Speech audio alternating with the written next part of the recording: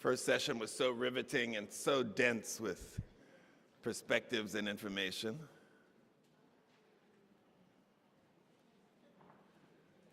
The second session today is assessing the enduring legacies of trade and slavery in today's society.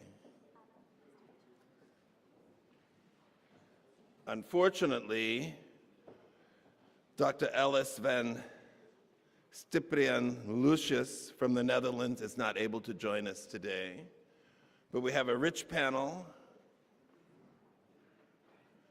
and I'm going to ask each of our 5 panelists, we're missing someone,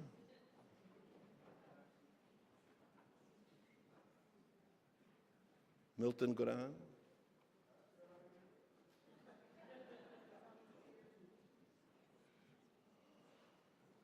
I know he's here. Oh, here you go. Thank you.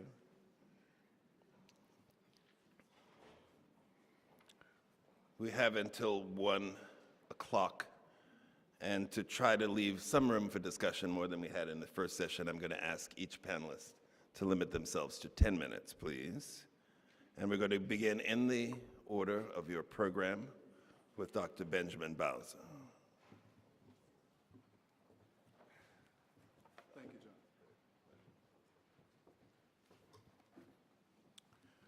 Well, good morning. It is still morning. I want to thank the organizers for inviting me. But since I have only 10 minutes, I think I'm going to just launch right into it and get rolling, because there's some places where I'm going to improvise here, depending upon the vibrations that I feel coming from you. All right. I guess. Yes. I am summarizing the work of about 40 scholars, half of whom were at a conference in Martinique in 2016, and we looked directly at the psychological consequences of slavery in the Western Hemisphere.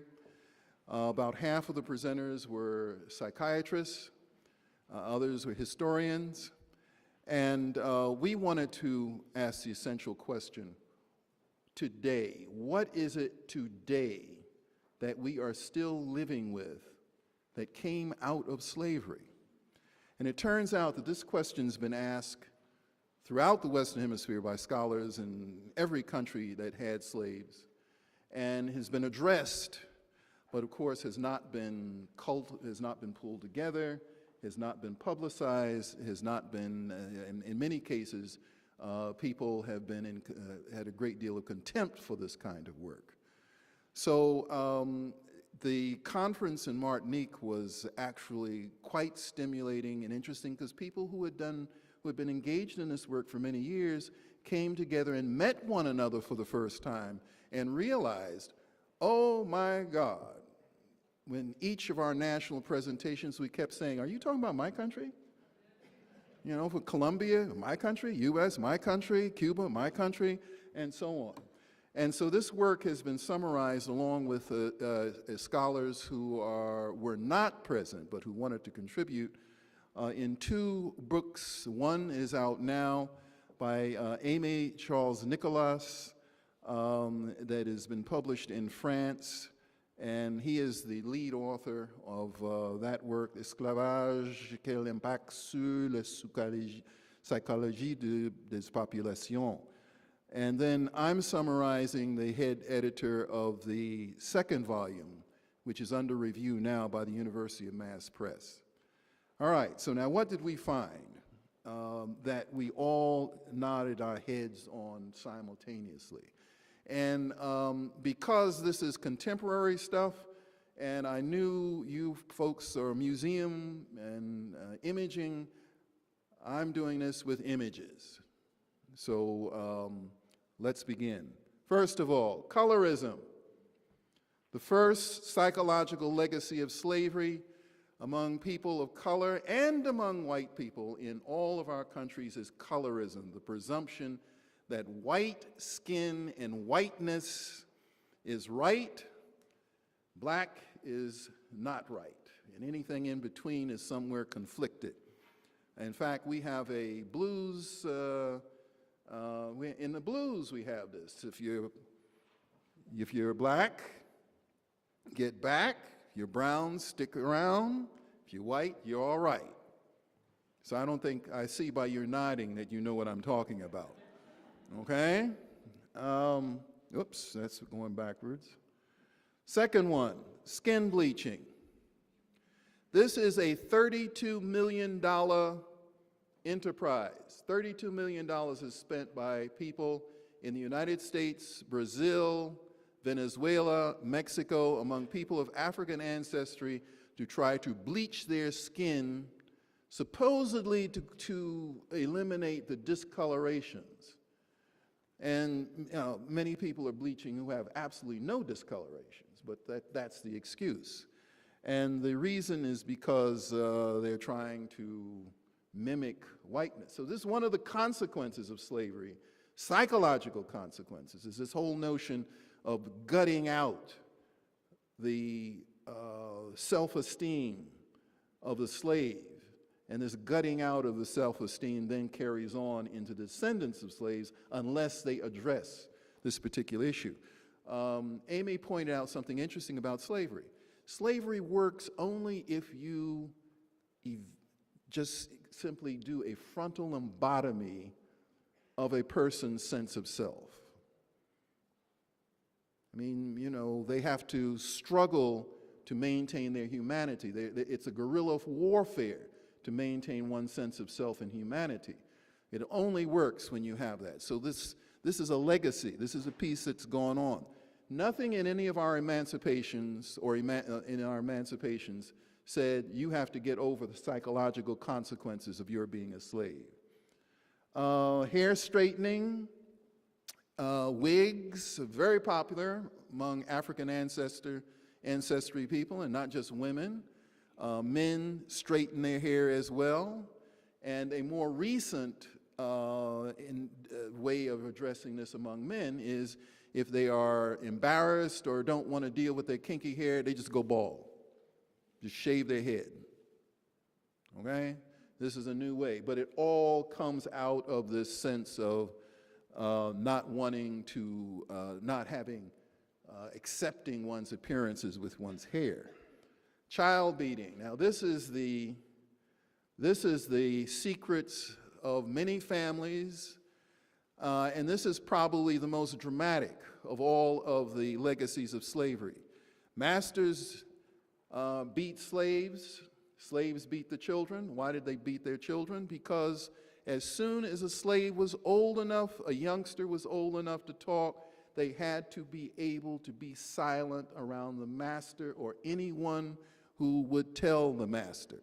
You cannot have a child going to someone in power and saying, well, you know what my mommy thinks? Or what my daddy thinks? You can get lynched, beat, sold, killed off of something that some innocent child says. So they have to make certain the child is mute or can play the game of saying, you know, telling what the official word is as soon as they're able to speak. So this was necessary. Now I can see that you understand what I'm saying here because I have a YouTube on this, but you don't need to see a child being beaten because they get beaten in very particular ways. And you're saying, well, what is the evidence of this? In the United States, go on, here it is. Turn the fuck around. Turn the fuck around, bitch. I'm trying. Turn the fuck around. See you fucking block me. Fuck again. Unblock something, body. Fuck that. This is not a spanking. Turn the fuck around. This is what they did back in the old days. Parents are continuing. Thank you. All right. Now, what's the evidence of this? People have gone out and have studied the extent to which parents beat their children in this way. And in the United States, I can't speak for the other countries, we've found that black parents still beat their children earlier, more often, and more severely than parents of any other ethnic group. All right, so that's a secret, that's something that we've not liked to talk about in mixed public, but it is a major issue. And in fact, our comedians, If you want to hear something interesting, find a comedian who is with a black audience, says, did you get beat by your parents? And the whole place erupts. Okay? People having the expression, if you spare the rod, you spoil the child. And so whole generations have been traumatized by this and continue to be traumatized by it. Depression, anxiety, and suicide were prevalent during slavery. Travelers to slave communities during slavery commented on the depressiveness of slaves, how they were just seeming so unresponsive and so forth. And when a psychiatrist looks at that, and we've had many do that, they said, well, you know, many cases, they were showing signs right there of PTSD and depression and so on. And in fact, we're the only ethnic group in the United States that has a music around our depression, the blues. If you don't have the blues and you listen to the blues, you will have the blues. Okay? Attention disorder is now come up. I don't agree with that because that's a school-generated issue. But suicide among young African-American men is definitely a huge issue, and it's not suicide that comes in statistically as a suicide. In many cases, we know about it as a homicide or suicide by police, where you basically say, I'm sick of this, I'm going out, I'm going to go out like a man, and the way I'm going to go out with a man is I'm going to confront a cop just head on. Fuck it, I'm going to do it. And you force the policeman to shoot you. Okay? We don't know how many cases of police shootings are actually victim suicides by police among young black men. You know about PTSD. This was a huge issue among the psychiatrists at the conference, because PTSD, the research on PTSD is primarily around one trauma. You read the research, it is based on one trauma. A person having one trauma, what does that do to you, and how do you need to recover from it? But in fact, slavery was multiple traumas. It was a culture, a daily living, where you could be traumatized multiple times in your lifetime. Okay? So you not only, so the basis of trauma, you ask, well, how were slaves traumatized, potentially traumatized? Here they are. These were normal behaviors within the slave system. Selling of children, the beatings, which we've already talked about, caging and torture, severe whippings, castration and rape, branding with hot irons, cell and permanent separation from family. Your child can be sold, you can be sold. Body parts being cut off, ears, nose, fingers, limbs, and so forth. For anyone, this would be a traumatic experience. And then, in case you should escape these particular events, then you might be the person who has to administer it. You may have to be the person ordered to cut off a limb of a family member or a neighbor. Or if you weren't then commanded to do this, then you certainly had to witness it. And when this was done, it was not done in private. The entire community of slaves was brought out and had to witness this, because this showed the power of the master. And in case any of you ever have a thought in your mind about escaping or standing up, this is what's going to happen to you. So this is the problem. Now, multiple trauma, the psychiatric literature and practice does not have a way of addressing multiple traumas in a single person's lives. So in effect, the multi-traumatic slavery, we don't have a way in our modern sciences to really even address what does that mean. When you're traumatized in multiple traumas, does it mean you have to get over each one? Or do you get over all of them at one? Or do they pile up on each other and become some kind of third psychiatric issue? But whatever it is, it's with you, and it stays with you, and goes on with you into the generations of children. Here are examples on the right of the board here, showing you the different kinds of multiple traumas and slaves and slavery had experienced, all of them. Okay? Now, what I've done is I've done something that has not been done before, and that is I've modeled it. I've done an actual psychological model of the social psychology of slavery.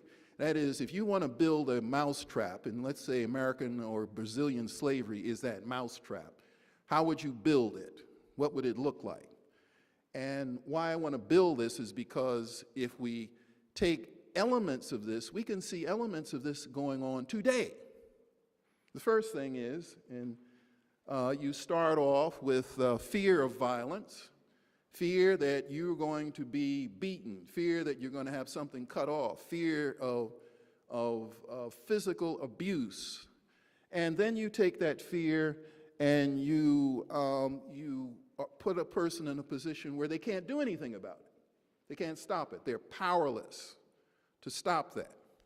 And then finally, you put them in a circumstance where there's physical and mental deprivation. You know, if you're working all the time and you have illnesses, you have pain, you know what happens? Your mind kind of closes in on itself. You just stop thinking about, well, tomorrow, because I have to deal with right now. And part of deprivation is to keep people from thinking about tomorrow, the next day, and the day after that, because you may realize, you know, that this is not a good situation. Maybe I need to do something about it. So you keep them deprived in some way. So now you add fear of violence, powerlessness, physical deprivation, and then dependency. You make them dependent upon the people who administer the violence. Okay? So there's no way out. You have to be dependent upon that person. And then finally, you traumatize them. It's what I call lack of human regard. Many of the practices, by the way, the historians at the conference pointed out, many of the practices at that time were considered, were not, as we say today, normative. They were normal for the times. These, even in the 18th, 17th, and 16th century, many of these practices were against the law if you weren't a slave. So it wasn't that, like, this was, that the people at that time were acting in some normal fashion. They knew what they were doing. Finally, if you treat a person with all five of those, you get the problems in the interior. Self-disregard and disregard for others. Disdain, self-hatred, feeling of worthlessness. Denial of trauma. You've been traumatized, and then you deny that you've been traumatized. Because even if you didn't deny it, what are you going to do about it? If you can't do anything about it, the best way to deal with it is just deny it ever happened. And so then it's no wonder you go into depression and anxiety and so on, and internalizing inferiority. Now, what's interesting about that, which all of us have come out to wonder about, is if this worked in the way that it was set up, and it worked, if it fully worked, those of us who have African ancestry of slave backgrounds would not be here today. So in some way, the people who experienced this managed to subvert it. And what did they use to subvert it? And it turns out that in our historical thinking, in our psychiatric thinking about slavery, one of the least developed areas of our thought is, how did the slaves subvert the slave system? What was their counter-psychology to deal with this? And somehow or another, we know that it had something to do with, if I can go back, something to do with this church, our earlier presentation, there he is. It has something to do with the spirituality And we're not talking religion, talking something much more fundamental than religion, because Africans who came here as slaves were very good about being Christian or Muslim or whatever the hell you had to be to keep being beat and so forth. You're more than happy to be that. But there was something more fundamental than that, which we got into at the conference. And in the history of this whatever it is, somehow or another, religion broke away from what, lack of a better term, nightlife. What happened after you got out of the field at night and was with each other. What did you do in that period that enabled you, prepared you for the next day, and so forth? And whatever that was, it was so strong and was so fundamental that it, for most people, it counteracted this. Now, we lost many, many people. In the blues, we have an expression called blowhead blues. And blowhead blues was acknowledgement then that you could be just absolutely crazy. This system could drive you just absolutely nuts. And it was commonly understood that some slaves just went off and did it, couldn't take it. And so there was an acknowledgement of that fact. Now, their explanations, how much? Okay, I'm out of time. All right, I'm out of time. Finally, I want to point out that, in closing, there is a psychiatry to this for all of us here, okay? Now, I close by pointing out that this is a very essential moment for me personally, because my father hated Virginia. And I never understood why he hated Virginia. And he told me once, well, you'll find out why I hate Virginia. And it wasn't what you think it is, you know, the kind of just because it was slavery and so forth, because he grew up in North Carolina, and what's the difference? But he hated Virginia because it turns out that he, and I guess I am, are descendants of free African Americans who were in Virginia. Charles Bowser fought in the American Revolutionary War, was awarded property in what is now near Norfolk, and in 1790, free blacks were driven from North Carolina. So there's a whole nother piece to this slavery thing. What happened to the free blacks, those who managed to get out of slavery, and what was the attitude of slave owners and masters towards them? It was not a matter of equity, well, they're free, so now they're free citizens. That's another piece that we need to factor into these memorials and so forth. The fact that there were, initially 1%, but in Maryland was as high as 40% of the population of people of free people of color. And they caught hell. And part of my historical work is, as mentioned Paul earlier, is to research how in the world these Bowsers managed to stay free for almost 250 years amidst this violence.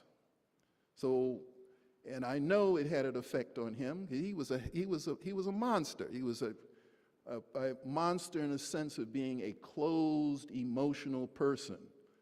And it's very clearly, you know, in this retrospect, I feel this is a man who could take up a gun and easily shoot people because of issues around race and manhood and so forth. And I've gotten to be 70 years old to figure that out among him. Of course, he's gone, but thank God. But so there's a psychiatric issue to all of this, and so I want you to know it's quite interesting that I'm here in Virginia representing my father.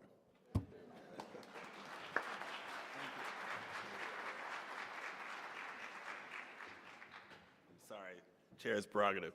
My father's first book was on the free Negroes in North Carolina, and some of the most detailed documentation of the mental state of people of color is in the Richmond Asylum for the Colored Insane, because you must remember that every southern state and every northern state has segregated mental facilities, and the Richmond facility is from 1860.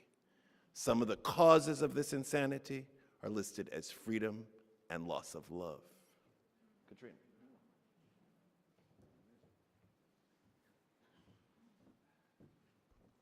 Good morning. I think Dr. Bowser was intending to have a couple moments on psychological legacy of slavery in white Americans and specifically racialized superiority. But since he had to cut his time, I'll give it a couple sentences before I switch into the psychological legacies of slavery in white Americans that I want to highlight. It needs to be said that internalized racial superiority, I think speaking to my white brethren and sistren, in these days where we have named white privilege as something that we inherit even though we don't want it, we can sometimes cop to that a little more than we can cop to the psychological patterns of superiority that are still in our heads. So I think it's never too soon or too late to be investigating that very personal, very embarrassing way in which we carry that legacy of superiority. But I'm going to put my attention on what I call vulnerable emotions in the white psyche, which also are critical to holding racial inequality and racism in place. So not just those emotions of sort of strength and superiority, but the vulnerable emotions. How do they hold racism in place? Because when white folks have the combination, and this is going to be a big run-on sentence, so bear with me. When white folks have the combination of attitudes of superiority, for example, a sense of entitlement to psychological comfort, combined with actual structural power, so superiority with actual structural power in a society, and vulnerable emotions. When you put those three together, and those emotions can be, for example, defensiveness, anxiety, fragility, shame, then we are highly prone to, one, let our emotions hijack conversations on race and racism, exercise our power to exit that conversation, or three, not even show up in the first place. Sound familiar? I'll also be reflecting on a layer that I think is crucial to pay attention to these days, given how nativist populisms are on the rise in the US and Europe, and that is socioeconomic class and related identities. White, liberal, college-educated elites, such as myself, are guilty of grossly underappreciating the degree to which we have significantly more structural power than the white poor and the white working class, and thus we too facilely lump them in with us in our analyses. So to differentiate, when white elites have a conscious or unconscious sense of superiority and structural power and vulnerable emotions, then one set of dynamics ensues. But when other segments of the white population have relatively less structural power and economic power, and importantly, feel subjectively disrespected, looked down on, forgotten, then you have the ingredients for the kind of vehement backlash against white liberal elites and, more dangerously, against communities of color that has taken hold in our country. But backing up for a moment, as some of you know, my starting point for all of this is very personal. I learned in my late 20s that my DeWolf ancestors from Rhode Island were the largest slave trading family in US history, north or south. The fact that they were from Rhode Island did not compute, right? Given how we're all taught about the Southern sin being exclusively a Southern sin. I decided to make a documentary film when I realized that the amnesia in my family was a microcosm of that Northern amnesia for its complicity in slavery. 9 members of my family joined me, and we retraced the triangle trade from Rhode Island to Ghana to Cuba, where the DeWolfs owned plantations. And throughout the journey, we reckoned with the history and its many legacies, the privileges we enjoy today. Incidentally, I think it's worth naming that New England's complicity in slavery is very parallel to that of European countries, being the merchants, the businessmen, the bankers, the ones with the factories that process the raw materials. Je peux parler français à ce sujet. de la France et des autres. So Traces of the Trade, the film, came out 10 years ago with the national PBS broadcast, and I've been traveling with the film ever since, and we formed a nonprofit called the Tracing Center on Histories and Legacies of Slavery. When you take a film like this on the road, you learn a thing or two about the white psyche. James Baldwin captured it well in Ebony magazine in 1965. He wrote, "White Americans are dimly or vividly aware that the history they have fed themselves is mainly a lie, but they do not know how to release themselves from it, and they suffer enormously from the resulting personal incoherence. This is heard nowhere more plainly than in those stammering, terrified dialogues white Americans sometimes entertain with the black conscience. The nature of this can be reduced to a plea. Do not blame me. I was not there. I did not do it. Anyway, it was your chiefs who sold you to me. I am not responsible for the textile mills of Manchester or the cotton fields of Mississippi." I have heard these deflections, these disassociations, these denials in so many forms, as I'm sure you have, whether from individuals or in the glaring gaps in textbooks, classroom lesson plans, teacher trainings, museum exhibits, and historic site interpretation, present company accepted. If we want to help white Americans and Europeans to truly absorb this history so that they can become more devoted to repairing the harms and to creating healthier multicultural democracies, then it's crucial to come to a better understanding of the psychology of it all, including the layers that are tied to class identity. We know from work of researchers like Brené Brown that humans hate feeling shame. Hence, white resistance to any inference that we are connected to slavery, especially when our family identity is at stake. No one wants to be related to bad guys. A woman once came up to me after a screening in tears because she had just connected the dots between her Italian immigrant ancestors who'd worked in textile mills in Massachusetts, connecting that to slavery for the first time, and she couldn't take it. As we know from neuroscience, the amygdala can be triggered when we sense blame is headed our way, and the fight, flight, or freeze anxiety response kicks in. And interestingly, it doesn't matter whether someone is actually blaming us. We are prone to imagining it on every black face. Zvi Rex, an Israeli psychoanalyst, once said, "The Germans will never forgive the Jews for the Holocaust." Edward Ball, author of Slaves in the Family, adapted that to say, "White Americans will never forgive black Americans for slavery." We sense that the mere presence of black Americans implicates us, and we can't stand that mirror. There are many more psychological legacies to talk about, but there isn't time, so on to this next and last layer, which is white class identity. White liberal elites can be strikingly oblivious to the challenges faced by poor and white working class folks. We have a degree of attention for everyone else's hardship but theirs. In her 2017 book, White Working Class, law professor Joan Williams wrote on the heels of Trump's victory, "When you leave the 2/3 of Americans without college degrees out of your vision of the good life, they notice." So ideas like Make America Great Again, All Lives Matter, arguing that the Confederate flag is about Southern pride, are all signs and symptoms of an identity crisis that interconnects with economic struggles. I'd have to say it's taboo on the left to empathize with where folks who have that kind of framework are coming from, but I'll give you an example of the humble pie I've found myself needing to eat in recent years, which is when I started visiting the South with the film and I heard white Southern accents, I realized the depth of my anti-white Southern prejudice, an assumption that they were racist and less smart.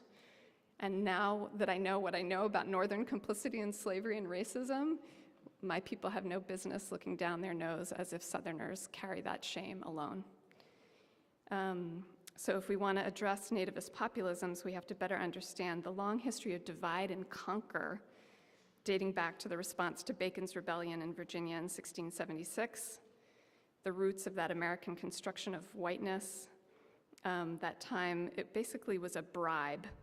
European colonial elites legislating a concept of whiteness to entice European indentured servants to align their identity and interests with those white elites rather than with free and enslaved Africans with whom they had every reason to make common cause. So that competition and antagonism between white working class and Black Americans has coursed through our history ever since, deflecting attention from white elites. There's an interesting trend emerging in white anti-racist progressive circles, which is in this search for a coherent white identity that is balanced, historically grounded, and has healthy shame and pride. It goes like this. If whiteness is a fiction that oppressed not only people of color, but also many of our ancestors who were melted into the melting pot, then who are we? How did that bribe work? What did we gain? What did we lose? What are our European root cultures and wisdom? Digging further, we learn that there was much suffering experienced by peasants in Europe due to massive land enclosure by elites, such as in England, due to Christian suppression of folkways. So a rootlessness and trauma-based callousness and desperation took hold there that was transported to the Americas, such as by the Ulster Scots, who became the foot soldiers, first of British imperialism in Ireland, then conquest in North America, and then of enforcing slavery and racism. The French philosopher Simone Weil wrote, "Whoever is uprooted himself uproots others. Whoever is rooted in himself doesn't uproot others." So this is a quick gloss, and obviously for our historic sites, it would be amazing if there was more interpretation of that intersection of class and race and identity. It would be great if there were sites for mass group therapy for white people to get over their shame issues. Separate room over on the side, a little pipe dream of mine. But in seriousness, we do need places where white folks with each other, without burdening people of color, can work through our psychological legacies and get to the other side of it so that we can be better allies. In closing, I'd like to quote David Dean, a young millennial white anti-racist activist and thinker, from a forthcoming article. He says, "I have found that learning this deeper history of my ancestors is a process of remembering that I am, in fact, a human being, connected to a people, to a culture, and to a home. I realize that I do not simply come from a white cultural void, but that I have roots deeper than whiteness. This revelation gives me the opportunity to connect to these ancestors' values that prioritized family, community, and celebration over productivity. Realizing the depth of their humanity prior to the advent of white supremacy has given me strength to be accountable to the harms that they carried out in its name. I've come to believe that facing our history of racial violence, grieving it, and seeking to repair it could be deeply healing for me rather than shame-filled." Thank you.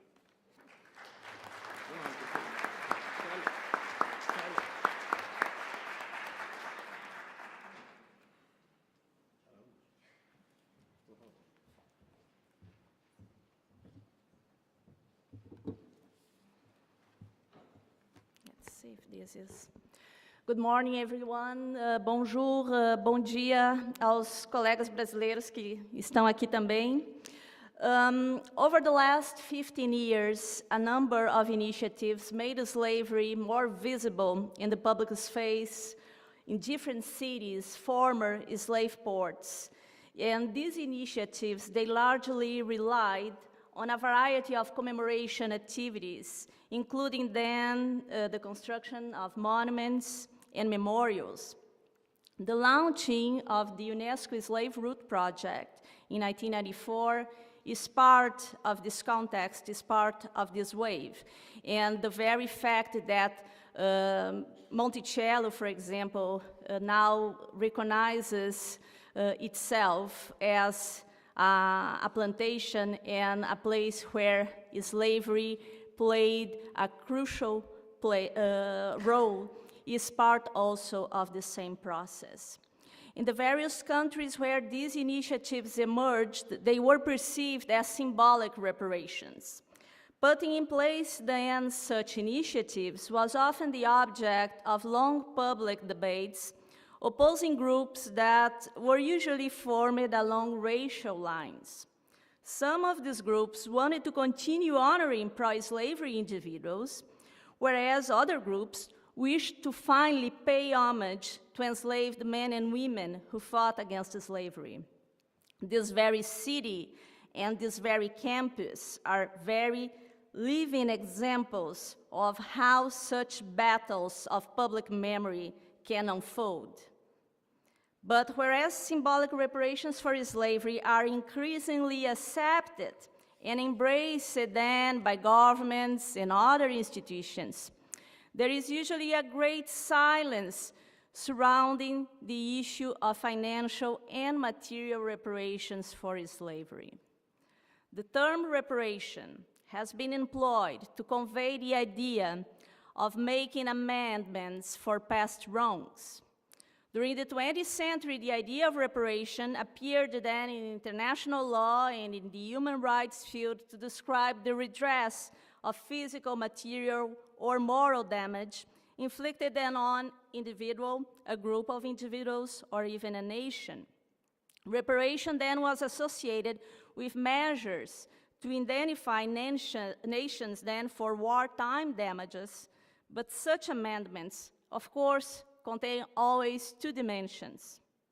Then reparation can carry only a symbolic aspect through the recognition of the harm inflicted, apologies, and symbolic measures that can include, for example, the construction of a monument or a memorial, the creation of plaques, the renaming of buildings, all these to honor the victims of wrongdoing.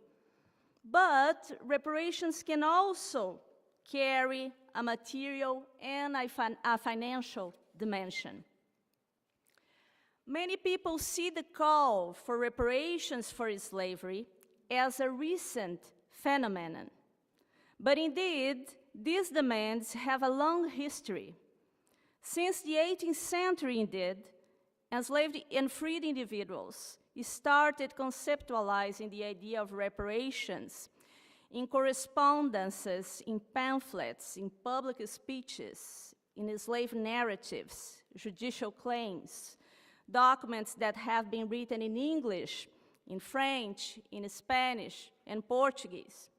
In these documents, these men and women, they showed how conscious they were of having been victims of an injustice, of having provided unpaid labor to their owners, contributing to their wealth. In several occasions, they demanded compensations when they were unlawfully held in captivity.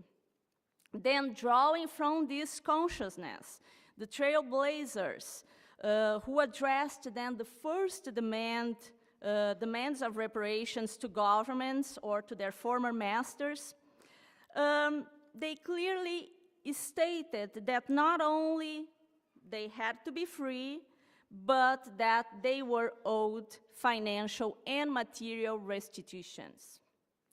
During the era of the gradual abolition of slavery in this country and in other countries such as Brazil and the rest of Latin America and the Caribbean, a small number of former slaves demanded that either the government or their old masters to provide them with pensions or some kind of financial reparations. Occasionally, abolitionists invoked the need of reparations to former slaves and their descendants through land redistribution, wages, and education. The case of Brazil is important in the sense a few black abolitionists in Brazil emphasized the fact that the entire generation that was brought to Brazil from Africa between 1831 and 1850 were indeed illegally held slaves, and by consequence all their descendants as well. But either in Brazil, the French, and the British Caribbean, or in the United States, what really prevailed in abolitionists' public debates were calls to provide financial compensation to the former slave owners. When slavery was abolished then in the several regions of the Americas to different degrees, slave owners, they received at least some kind of monetary compensation. Likewise, even after slavery, indeed, either in the British Caribbean or in Cuba, for example, the creation of apprenticeship systems really indirectly rewarded former masters who kept former slaves under their control by paying them symbolic wages. In the United States, you know this story very well. The period that followed emancipation brought hopes, of course, of land redistribution to freed people, but these projects didn't succeed. And in the 1890s, after the end and the failure of Reconstruction, indeed thousands of former slaves petitioned the government of the United States to pass bills providing them with pensions for the time they were enslaved. This is a movement that gathered, then estimates perhaps 300,000, 600,000 of former slaves who participated in this movement. Meanwhile, during the 19th century and the early 20th century, other former slave societies, such as Brazil and Cuba and Colombia, did not witness collective movements demanding reparations for slavery. Instead, freed people in these countries, in these regions, they privileged the struggle for citizenship in societies where the ideologies of racial democracy and mestizaje predominated. But all over the Americas, the end of the Second World War changed this context, especially after the Jewish survivors of the Holocaust obtained restitution.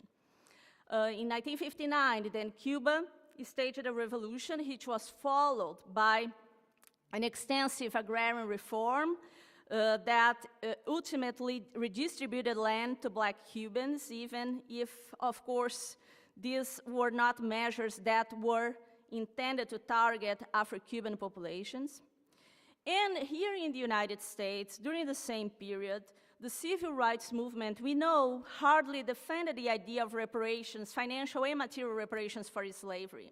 But during the 1960s, then at the end of the civil rights movement, then at the end of the decade, 1960, new organizations then advocating financial and material reparations emerged with the rise, for example, of several organizations such as Reparations Committee for the Descendants of American Slaves, led by Queen Audley Moore, the Republic of New Africa, the Black Manifesto by James Forman, all these initiatives defended material and financial reparations to the descendants of slaves.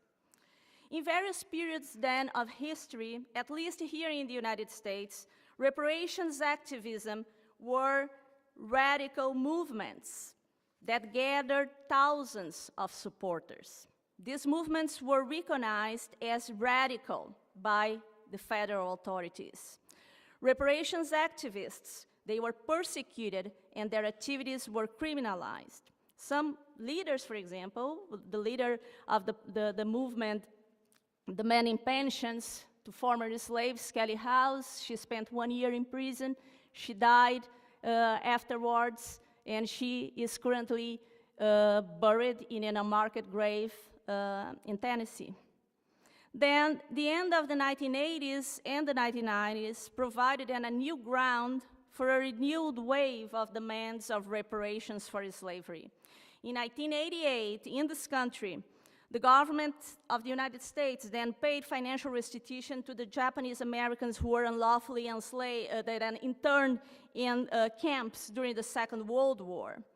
And in that same period, in that same decade, in countries such as Brazil, Colombia, and Ecuador, we had then new constitutions that were enacted and that recognized the right of land ownership for their Black communities, at least on paper. Since then, both in the United States and Brazil, new organizations then demanding reparations, then through a combination then of activism and litigation emerged as well. As recently as 2014, the Caribbean community, the CARICOM, released a plan demanding reparations for slavery and native genocide. This plan generated a great interest in global redress for slavery. In my recent book that I have here, Reparations for Slavery and the slave trade, a transnational and comparative history, I emphasize the need of historicizing the demands of reparations for slavery in order to situate and understand these requests over time and from a transnational perspective. Because slavery and the Atlantic slave trade, they were transnational systems. The social actors involved in the demands of reparations changed over time. Today, demands of reparations go far beyond requests of amounts of cash to particular individuals or groups. There is a variety of groups involved in these requests and even nations that are collectively or individually demanding financial and material reparations to banks, to companies, to governments, and more recently to universities. Georgetown University in Washington, D.C. is a best example, is the iconic example of these demands, because Georgetown sold then 272 enslaved men, women, and children to Louisiana, then this in the early, the first half of the 19th century, and to pay a debt. And today, these descendants, they are organized. They know who they are, and they are not only demanding symbolic reparations, but recently they are then stating that these symbolic reparations are not enough. Then renaming buildings, putting a memorial or a monument here and there, creating a commission, perhaps creating a research center. Apparently, then there are symbolic reparations, is not enough to remedy the harm that was inflicted. And this is not me, the scholar, who is saying. These are those who request the redress who are saying. Then today I urge us to see reparations as a framework to understand slavery, emancipation, and the social, economic, and racial inequalities that emerged during the post-emancipation period and persist until today. I hope that understanding these engines can help activists and also socially committed scholars to fight racism and white supremacy. Thank you.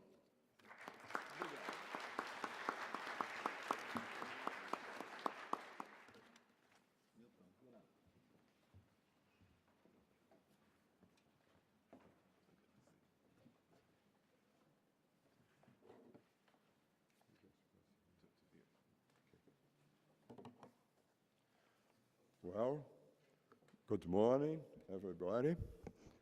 First of all, I would like to thank University of Virginia and the Thomas Jefferson Monticello for the invitation, and apologize for my bad English. I will try to do my best.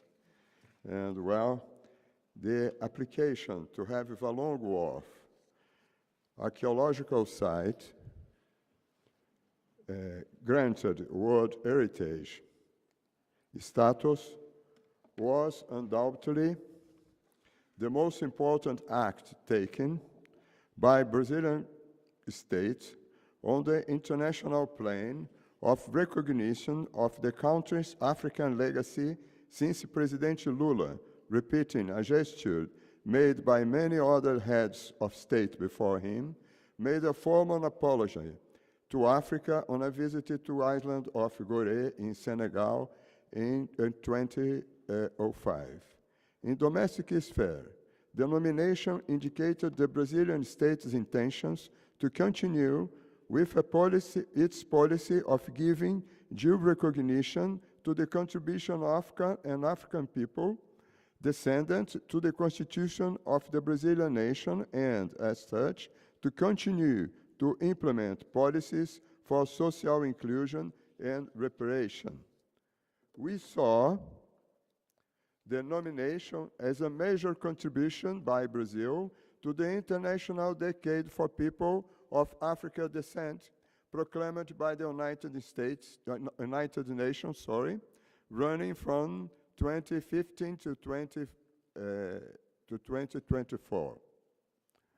Indeed, this was surely the very reason why the World Heritage Committee, at a meeting in Krakow on the 19th of July 2017, made a point of highlighting and praising its inscription on the World Heritage List. Nonetheless, it should be noted that the Brazilian government has taken a radically different stance since President Dilma Rousseff was removed from office in May 2016. Her replacement, Michel Temer, from an opposing political camp, has since pushed through neoliberal policies of a very societally excluding and conservative nature, especially when it comes to the treatment of people of African descent, indigenous peoples, and works in general, a fact that is widely recognized. After elections in 2016, a new mayor took office in Rio de Janeiro in January of 2017, a bishop from an evangelical church who is openly hostile to Afro-Brazilian religions and culture. However, as Valongo Wharf was already close to being approved as a World Heritage when he came to office, his administration was unable to take any effective measure to block it.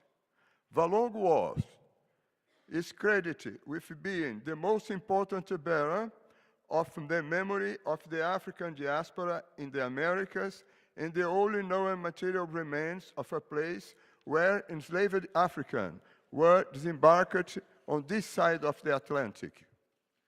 Its symbolic value is further enhanced by its location, standing as it does in a city that received more than a half of the estimated 4 million captives shipped to Brazil.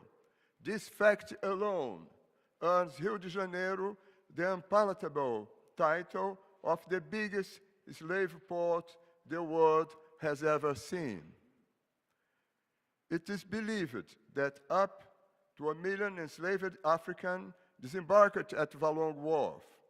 Like no other place outside Africa, the wharf bears material witness to the pain and suffering caused by the trade in African people, today regarded as a crime against humanity.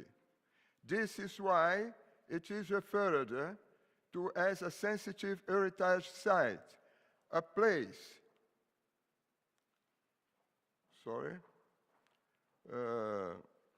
This is why it is referred to as a sensitive heritage site, a place that represents the anguish of a situation that humanity has resolved should never be repeated. Valongo Wharf has become a sacred place in respect for the victims who were taken there and who perished there. Even so, a long road had to be taken before the Brazilian Heritage Protection Agency, IFAM, took the decisive step to include Valongo Wharf in its tentative list for submission to UNESCO in 2014. The nomination was the result of a grassroots movement that sprang up as when the wharf was rediscovered in 2011 to ensure it was not simply covered over again. A few months later, on the initiative of organized Black civil society groups and Afro-Brazilian cultural entities, at a public meeting chaired by Municipal Council for Defense of the Black Brides, a civil organization under the auspices of the municipal government in Rio, the authorities was impelled to involve civil society in the management of Valongo area and the adjacent dock area. The curatorial working group for the Long Wharf archaeological site, set up for this purpose, then created the historical and archaeological circuit of celebration, celebrating African heritage in the part of the city with such deep African roots, like you have seen in the photos. I should point out what a decisive role the slavehood resistance, liberty, and heritage project played in the preparation of this nomination. For 2 years running, the International Scientific Committee, including supporting the nomination in its recommendation. The project became better known amongst Brazilian academic circles and opinion formers after the publication of the inventory of sites of memory and of the transatlantic slave trade and the history of African slavery in Brazil, which I coordinate together with 2 colleagues from the Laboratory of Oral History and Image, Professor Hebe Matos and Marta Abreu. The development of the inventory counts on the involvement of 67 research from across the country, an unprecedented feat. In 2013, the local government, now aware of the importance of a Long Wharf, sponsored a standing meeting of the International Scientific Committee of the Slave Route Project. In the opening session of the meeting, held at the prestigious Brazilian Academy of Letters, the historian and diplomat Alberto da Costa Silva, one of the foremost Africanists in Brazil, made the formal proposal that the Long Wharf be nominated as UNESCO World Heritage. A plaque was affixed to the wharf by the Slave Route Project, stating that it was recognized as a place of memory of the African diaspora. The same was done at the Instituto dos Pretos Novos, the institute that manages the archaeological site of the News Black Cemetery, the place where the bodies of the African who perished in arrival at Valongo was discarded. A few months later, IFAM and the local authorities set up a working group to prepare the nomination dossier. I was designated the coordination of the group, whose other members were the historian Mônica Lima, and the archaeologist Rosana Najar, and the architect José Pessoa. There was also a team of highly qualified experts on our disposal, including 2 specialists in the history of the region, Claudio Honorato and Daniele Abeta. A board made up of a number of civil society entities, historians, and activists working in Afro-Brazilian issues was, as well as representatives from the public entity, also engaged actively in the preparation of the nomination. I should be recalled that the strength of the property nomination lay in the symbolism it materialized with respect to the African diaspora and the legitimacy it is lent by its location, situated in a part of the city where there has been a strong African presence ever since, like you have seen in the photos. A presence whose main testament, alongside its history and the different Afro-Brazilians entities working there, is Instituto dos Pretos Novos, the entity responsible for salvaguarding the graveyard archaeological site, constituting an eloquent denouncement of the past, and the Pedra do Sal Quilombo, a Marrom community, representing the struggle for reparation until the present day. A final contributing factor is the large warehouse that stands opposite the wharf, Docas Pedro II building, the first major civil construction to be built in the Brazilian Empire without the use of slave labor, and, what is more, under the management of the first ever black engineer, to graduate from the Polytechnic School of Rio de Janeiro, named André Rebouças.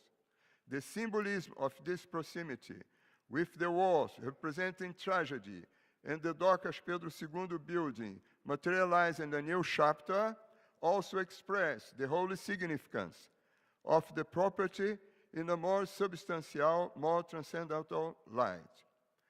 As its principal value is symbolic, the Valongo Wharf archaeological site has to be duly contextualized in a border setting with a museum to cover the whole history of the transatlantic slave trade, the working of the slavery system, and the resistance and other feats of enslaved African and their descendants till now. These measures are all set forth in the Valongo Wharf nomination dossier, which also puts the local authority in charge of organizing the area and setting up a Valongo Interpretation Center, and recommends the creation of a museum in the neighboring Docas Pedro II building. Sadly, the proposal for management of Valongo Wharf has been neglected by the new municipal government, whose term began in January last year. In the very first month, the Municipal Secretary for Culture stated its intention to create a museum of slavery, without, however, making mention of anything that had been included in the domination documents submitted to UNESCO. Obviously, this decision was received with consternation by all those involved, not just because it runs counter to what has been agreed with the nomination process, negotiated with the extensive engagement of organized civil society, but primarily because of the political impossibility of such a museum being established by the new mayor, a bishop of a new Pentecostal church that standed avowedly against all Afro-Brazilian religious practices and, by association, the culture and values inherent to them. However, the subject was not widely debated at the time, so as not to jeopardize the approval of the property as World Heritage, which was due to be announced at the meeting of the World Heritage Committee in the same year, in July. Once Valongo Wharf archaeological site had been inscribed on the World Heritage List, and the face of continued inaction of the part of the federal government in creating the museum in Docas Pedro II building, as had been agreed with civil society representatives involved in the nomination and stated in the document submitted to UNESCO, historian and other research of Africa and Africa-Brazilian affairs decided to call on the federal government to create the museum under the proposed name of National Museum of Valongo, Memorial of the African Diaspora. A petition to this effect was signed by 100 leading figures, including some of the foremost researchers in Brazil, such as Alberto da Costa e Silva, Ana Lucia Araujo, Darien Davis, João José Reis, José Murilo de Carvalho, Kabengele Munamba, Keila Grimberg, Luiz Felipe Alencastro, Luiz Nicolau Pares, Mônica Lime Souza, Ney Lopes, LABHOI, the former president of UNESCO Assembly, Roquinaldo Ferreira, and Tânia de Andrade Lima, and counted on the support of the Congress of Historians held in Brasilia on July 2017. This petition for the creation of the museum was delivered to the Ministry of Culture on 31st of July last year, but has not yielded any result thus far. Meanwhile, the Municipal Secretariat for Culture according to the latest information, is still bent on following its own plan for a museum of slavery. Well, I cannot conclude without talking about the assassination of the Councilor Marielle Franco in the center of Rio de Janeiro on Wednesday, the 4th of March. This year? Yeah, last week. A staunch defender of human rights with a particular focus on the living condition of black people from the poorest communities of the city, Mariela was on her way home from an event at Casa das Pretas, a black women's group that fights against racial and gender discrimination, where she had gone to lend her support, and they killed her, an execution. The first black woman to be elected in Rio de Janeiro City Council, winning the 50th highest vote count in 2016 election, she was working as a reporter of a special commission responsible for monitoring the federal military intervention in Rio de Janeiro. Just days before her death, she had spoken out about the excessive force used by the military police, known as the Battalion of Death, in Acari neighborhood on the outskirts of the city. A representative of the segment of society most subject to economic inequality and social discrimination. A woman who was black and was born in one of the biggest shanty towns in the city, Amaré, Marielle stood on the firing line in the fight for the most pressing issues affecting the lives of those members of the society. In this context, the assassination of Marielle is being seen as a political attack on the rule of law and a message to society from organized crime. We extend our thanks to her for her example, for perseverance and dedication to a struggle for a fairer society for all. As his daughter, Luiara Santos said at her funeral, "We will be resistance because you were struggle." A minute of silence for Marielle, please.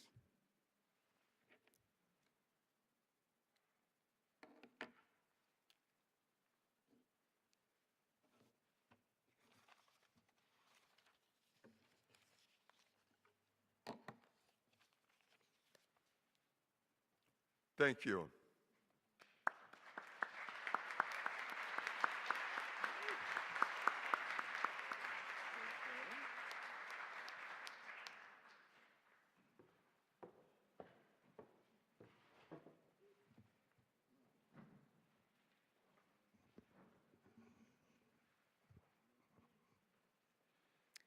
Good morning. I wish to thank the organizers for the opportunity to share my thoughts this morning. I see that there are 15 minutes left to 1 o'clock. It's actually afternoon. Yes, it is afternoon. And I wish to acknowledge those who were here before we came, those who have remained, and those to come.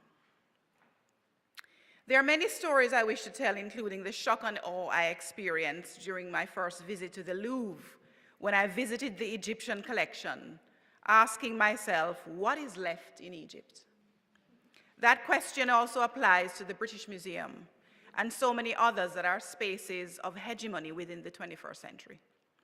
In this light, museums have often operated in the mold of the hegemonic institutions functioning to preserve very particular histories, very particular forms of expression, particular artifacts, and through particular lenses. Yes, there are many stories I wish to tell this afternoon, stories of the African collection at the basement of the Institute of Jamaica, which has never been exhibited. Much work has been done, and there is much work to be done as we come to terms with Africa, the African past, the slavery past, the ruptured roots, and the dislocation. For many today, Africa is a part of the imagination, relegated to museums, artifacts, buried, only held in safekeeping by preservationists, whereas the African present and the enduring legacies of slavery still remain inaccessible, unimaginable. So I'm not a historian. As a scholar of culture, I will share insights from the work I've done around intersections of slavery and artistic expressions which have been some of the first attempts to interpret, tell, and denounce the horrors of slavery. As intangible forms of heritage, however, intangible forms of cultural heritage, however, they have not been well represented in the museums, especially in places where African diasporans live and have their being.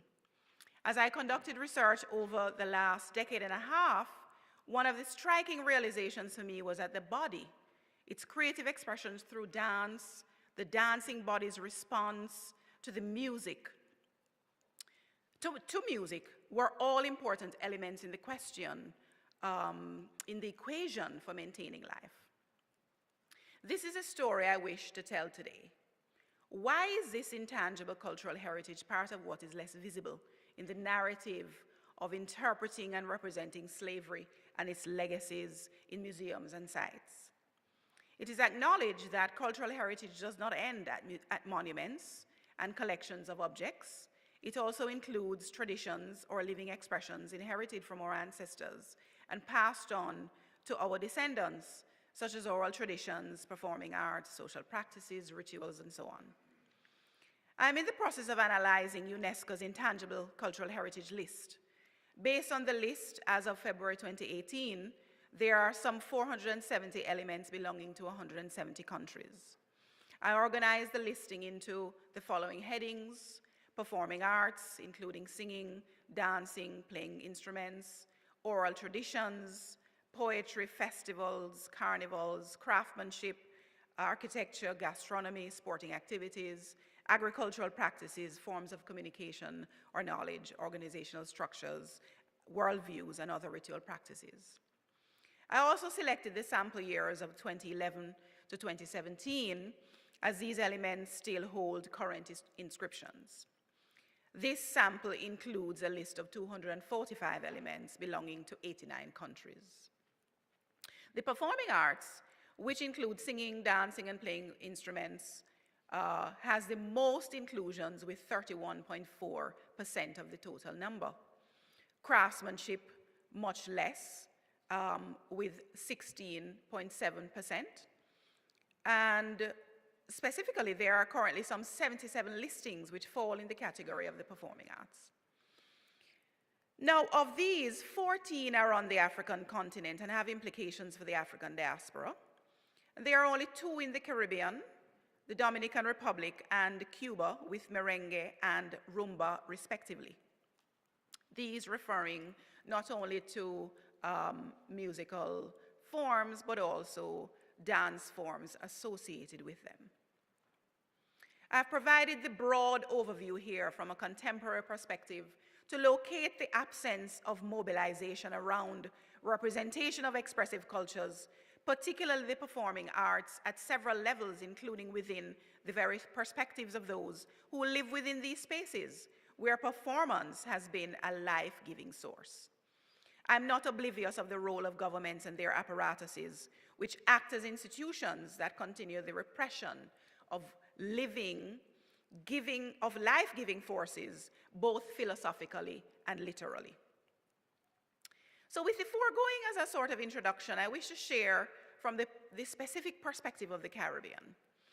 At the turn of the 19th century, in 1881, British colonial authorities outlawed percussion throughout the Caribbean, in the midst of which steel pan music was born from its immediate predecessors of frying pans, dustbin lids, and then oil drums.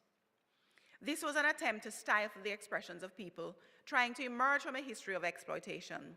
These expressions are to be understood as life-giving forces within the context of a history of disenfranchisement, and they continue to be points of expression and even points of oppression for peoples of African descent, even as they persist in spite of state interventions. They persist in an era of tremendous creativity where the arts thrive. Writing in 1992, Kwame Appiah noted that, and I open quote, despite the overwhelming reality of economic decline, despite unimaginable poverty, despite wars, malnutrition, disease, and political instability, African cultural productivity grows apace. Popular literature's oral narrative and poetry, dance, drama, music, and visual art all thrive.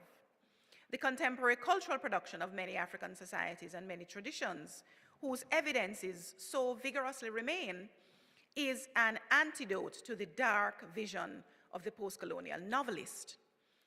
Close quote. While Appiah was referring specifically to the African continent, this acknowledgement of the unrelenting propensity for cultural production is entirely applicable to the African diaspora, which form the subject of this paper. Over the past 15 years, I've been deeply engaged in the research and documentation of Jamaican popular cultural practices, particularly celebratory patterns, performance aesthetics, music and dance, and their intersection with space. The research led me to a few significant things, which I want to share with you. First, I was deeply struck by the historical data which provided evidence of deep continuities across the Black Atlantic in relation to cultural production, specifically performance. My focus on Jamaican dancehall, its antecedents and progenies, underscored the nexus between music and dance as a distinguishing feature in a performance landscape that was not well documented through an interdisciplinary lens.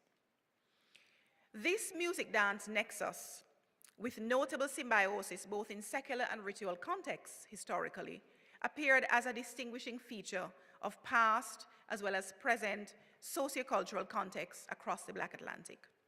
This nexus is a key component of the imperative to create and celebrate, which has characterized Black life. Within the context of Jamaican dancehall, for example, dancers and other patrons revealed through interviews I conducted that dancing was a way to rid their minds of daily troubles, and we've heard in this panel the conversations about the blues as well. Rid their minds of daily troubles, almost becoming enslaved devotees, not solely in a capitalist postmodernity that disenfranchises, but in a somatic and kinesthetic sense, in a renewing, healing sense. Where are the stories of how dance operated as a ritual of rebirth inside our Caribbean institutions of preservation? What stories are being told, and from whose perspectives? Whether it was the Middle Passage slave ship dance limbo, Brazil's pasino from favelas, Kwaito from South Africa's townships, Puerto Rico's reggaeton, or Jamaica's dancehall from urban ghettos, there has been strong evidence of an imperative to celebrate in spite of daily odds. Indeed, peoples of African descent have always had an imperative to celebrate aspects of the life spectrum from birth to death, often in ritual contexts or rites of passage. This celebration has manifested in movement, music, and material identities, often beyond the control of the state. Histories of the Black Atlantic and of expressive arts in particular are replete with evidence of suppression of artistic, spiritual, and celebratory practices, as well as schemes of eradication and regulatory frameworks. There has been essentially a certain hostility on the part of the state, its apparatuses and agents, resulting in no space being made available for performance. Thus, within the African diaspora, the common impulse to create, perform, and celebrate, in spite of the odds, has produced instances where performers have created spaces to meet their need to celebrate in the face of oppression, repression, and hostility. As if each performer was a slave to the rhythm that beats around them and inside them amid the social ills of everyday Jamaica, Brazil, Puerto Rico, South Africa. For example, in the way Grace Jones, in her 1985 single, suggested in that song, the exerting body on the contemporary dance floors literally and symbolically replaces those on the plantations that preceded them. These dance floors, often streets, lanes, and abandoned lots, became the stages on which bodies, the only thing over which colonial subjects, peasants, post-colonials had sovereignty, could fully express. This reading is sharpened when one considers Hartman's analysis of dance throughout slavery and on the popular stage. She acknowledges that terror and violence were perpetrated under the rubric of pleasure, and that slavery and freedom are inextricably linked in mechanisms of law, identity, and liberties. Here is the body that through contestation, exploitation, discrimination, and oppression has preserved itself in performance to tell the tales of history, while dance venues become delocalized for just a moment when they transcend time and produce the inevitable congregational kinesis Brathwaite speaks about. The dance space is therefore linked to old and new ways of toiling for freedom and creating space through rhythm, using space as a strategy of power, dwelling within but outside, peripherally but centrally, and simultaneously transcending micro and macro spatialities through dance. The landscape of Black Atlantic artistic expression, therefore, particularly musical expressions and their associated celebratory patterns and performance practices, is large and deep and goes beyond the above-named contexts. Maintaining deep connections to a colonial past, these expressive arts have proliferated on the contemporary world stage and have been focal points in the way ordinary folk, working class descendants of enslaved peoples, have lived and had their being through performance, creating limitless opportunities for the creation of space, a sort of boundarylessness, such that space is reclaimed, multiplied, and transcended. And I feel like I need to stop there. Are we out of time? We are out of time, and I feel bad that I've had to, cut my presentation, but I'm going to do that in the spirit of this conference. Thank you very much.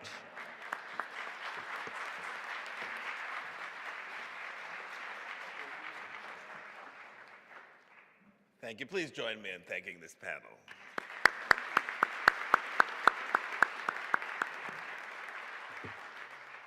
If you recall, in the first images that I showed, there was an image of a drum, an Akan drum at the British Museum. It's Sirhan Sloan who collected that in Virginia. And you remember how you've heard how drums were outlawed throughout all of the colonial areas because people could communicate? Well, in Cape Verde, the women subverted that by placing a cushion between their knees and putting out the rhythm through their knees. Now, it's Sirhan Sloan, you may not know this, who married a Jamaican sugar heiress. And between his medical practice, the money from the sugar plantation, he was able to mass the collection for what we have now as the British Museum. And he first encountered, I just Googled this, he first encountered cocoa in Jamaica, which the Jamaicans drank. He also took an artist with him who drew all of the instruments that the Africans were using, all the musical instruments. And the British Museum since then has tried to create the sound of what these instruments were, which were transferred African music to Jamaica. The dance, the music, all of that is captured in this history of Sirhan Sloan. He then sold that cocoa in London, and Cadbury's drinking chocolate carried the Sloan recipe. So see how the sugar and cocoa and museums are all linked to Sir Hans Sloane and Jamaica. Thus endeth the morning session.